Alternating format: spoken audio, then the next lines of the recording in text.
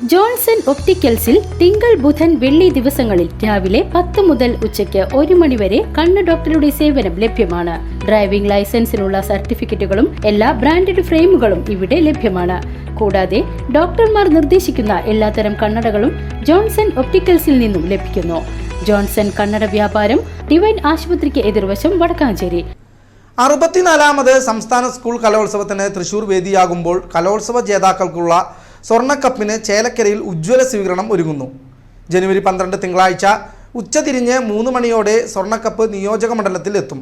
വിപുലമായ കലാരൂപങ്ങളുടെയും വാദ്യമേളങ്ങളുടെയും അകമ്പടിയോടെയാകും സ്വീകരണമെന്ന് UR Pradeep MLA വാർത്താസമ്മേളനത്തിൽ അറിയിച്ചു.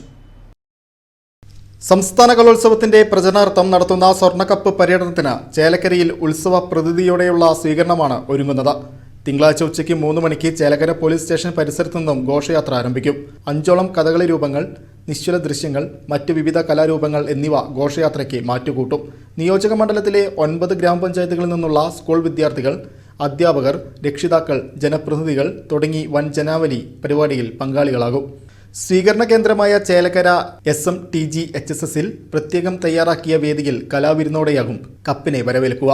കലോത്സവ ചരിത്രം വിശദീകരിക്കുന്ന ചരിത്രമരം, കുട്ടികൾ തീർക്കുന്ന കേരള പൂപട മാതൃകയിൽ 64 വർണ്ണ ബലൂണുകൾ ആകാശത്തേക്ക് ഉയർത്തുന്ന വിളംബരം എന്നിവ സ്വീകരണത്തിന്റെ പ്രത്യേകതകളാണ്. UR Pradeep MLA ചെയർമാനായും Vadakkanchery AEO Sheena Kuniyil കൺവീനറായും സംഘാടക സമിതി രൂപീകരിച്ചു. പ്രിൻസിപ്പൽ S സുനിതയാണ് ട്രഷറർ.